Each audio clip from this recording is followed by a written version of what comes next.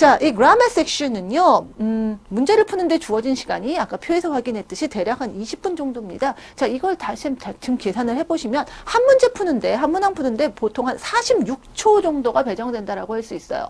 자, 그런데 우리가 문제만 푸는 것이 아니라 문제를 다 풀면 우리 이제 답안지 제출해야 되잖아요. 그리고 전체적으로 한번 이제 또 훑어보는 그런 시간도 좀 필요합니다. 적어도 여러분이 뭐 마킹 같은 다는 데서 실수가 없다라든지 뭐 빼먹은 게 있다든지 뭐 이런 것들을 점검하고 또 실제로 정말 마킹을 꼼꼼하게 하는 그런 시간들을 위해서 한 3분 정도는 좀 우리가 좀 빼놓을 필요가 있어요. 그 얘기는 실제로는 문항 하나를 푸는데 대략 40초 정도, 40초 이내에 푸는 것이 가장 합리적인 시간 배분이다라고 얘기할 수 있습니다. 그러니까 1분 이내예요.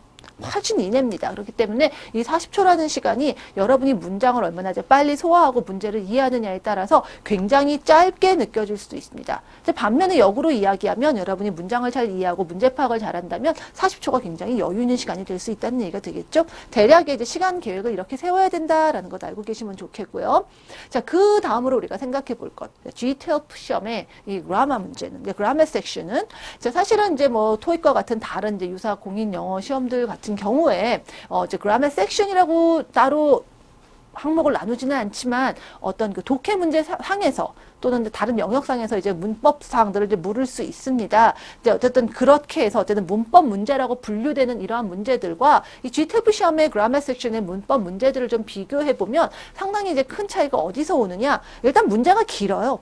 많은 분들이 문제가 길다 이렇게 얘기합니다. 심한 분들은 야, GTLP 문법 문제는 이건 뭐 독해 같아 이렇게도 얘기를 해요. 다른 공인 영어 시험 문제들보다 문법 문제의 문제가 깁니다. 문장이 많이 나온다는 얘기예요. 그래서 다소 긴 편으로라고 되어 있는데 분량 자체가 긴데 잘 보시면은 한 문장으로 되어 있지 않고 두 문장 이상으로 구성되어 있습니다. 보통 한 문장 안에서 어떤 빈칸에 들어갈 어떤 적절한 형태라든가 표현을 고르라는 그런 식의 문제가 나오는데 반해서 GTLP는 그 빈칸이 주어진 문장 외에도 또 다른 문장들이 있어요. 그런 문장들이 어떤 거냐면 그 정답을 찾아야 되는 해당 문장이 어떤 배경 설명이 되는 그런 배경 지문이라고 할 수 있습니다. 문맥을 제시해 준다고 생각하시면 돼요. 즉 앞문장에서 문맥이 주어지고 그 다음에 이제 본격적인 빈칸이 있는 문장이 주어진다라고 볼 수 있습니다. 그래서 많은 분들이 앞부분을 읽지를 않는 경우가 있는데요. 여러분이 정확한 답을 찾기 위해서는 사실은 이 전체 문장에 주어진 문제의 그 모든 문장을 다 여러분이 보실 필요가 있습니다. 물론 종종 정말 빈칸이 주어진 그 문장만으로도 풀 수 있는 문제가 있는 건 사실이에요. 제가 없다라고 말씀드리진 않습니다. 하지만 우리는 그러한 문제만 풀려고 지금 GTLP 시험을 보는 게 아니라 여러분들은 지금 GTLP 시험을 정말 최대한의 점수를 다 얻으셔야 되잖아요. 자, 그러기 위해서 그리고 사실은 궁극적인 목표 저는 이제 만점이라고 생각하기 때문에 만점을 받기 위해서는 여러분이 문제에 주어진 전체 문장들을 모두 다 소화하실 것을 저는 목표로 삼으라고 얘기를 드려요. 만약에 여러분이 빈칸이 있는 그런 문장만 보고 또 전체 뭐 문장 해석하지 않아도 풀 수 있다 뭐 이런 어떤 것에 의존하셔서 여러분이 문제를 푸시는 경우에 분명히 풀 수 있는 문제가 없지는 않지만 모든 문제를 풀 수는 없습니다. 따라서 경우에 따라서 답이 2개 이상 나오거나 2개 이상 나온 거를 여러분이 알아채지 못하고 그냥 언뜻 눈에 띄는 보기만을 골랐을 때 오답을 선택할 가능성이 매우 크다라는 얘기예요. 그래서 여러분들 정말 단편적인 어떤 그 시험 기술 정말 영어와 상관없는 영어 시험입니다. 영어를 정말 완전히 제외한 어떤 그런 기술만에 의존하지 마시라는 거 제가 당부를 좀 드리고 싶어요. 자, 그리고 이제 그럼 GTLP에는 어떠한 영어가 나오느냐가 우리가 또 궁금할 수 있습니다. 사실은 이제 이런 공인 영어 시험들마다 그 시험들이 지향하는 바와 목적이 조금씩 다르기 때문에 그에 따라서 제시되는 어떤 문장들의 종류도 좀 달라질 수 있어요. 지문의 성격이 달라질 수 있습니다.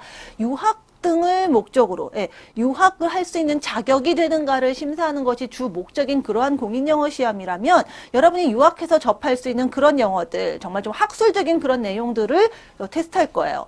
또 만약에 그 공인영어 시험의 목적이 일반적인 어떤 비즈니스 에 초점을 둔다면 또 비즈니스 관련된 내용들이 많이 나오겠죠. 자, 그럼 우리 GTLP는 어떤 것들을 지향하고 있는가?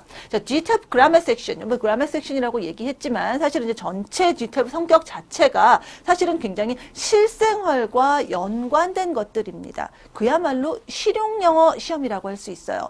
자, 근데 실용영어라고 해서 그러면 너무 어떤 분들은 너무나 범위를 좁혀서 일반적인 대화의 생활영어만 생각하시는 분들이 계신데 그게 아니라 그냥 평범한 여러분의 일상 문장을 생각해 보시면 됩니다. 여러분 일상적인 대화도 하지만 때로는 TV 또는 뭐 신문, 또 인터넷 등을 통해서 여러 가지 뭐 교양적인 내용들도 접하시잖아요. 그 정도 범위 내에서의 내용들을 그런 정도의 주제들을 만날 수도 있다고 보시면 돼요. 어떠한 예를 들어서 뭐 날씨나 기후에 대한 주제다라고 하면 우리가 일반적으로 날씨나 기후에 대해서 이야기할 수 있는 그런 범위의 내용들이 영어로 등장한다고 생각하시면 돼요. 하지만 뭐 기상학자들이라든가 기후 같은 거를 전문적으로 연구하는 사람들이 뭐 이야기하는 그런 지나치게 학술적인 내용이 나오지는 않겠죠. 그러니까 GTF의 어떤 그 등장하는 주제와 문장의 범위들은 여러분이 그냥 일반적인 그냥 사람들이 평범하게 접할 수 있는 범위네라고 생각하시면 될 수 있어요. 따라서 너무 학술적이지 않고 너무 전문적이지 않습니다. 대체로 다양한 상황에서 접할 수 있는 실용문이다라는 거 생각하시면 되겠고요.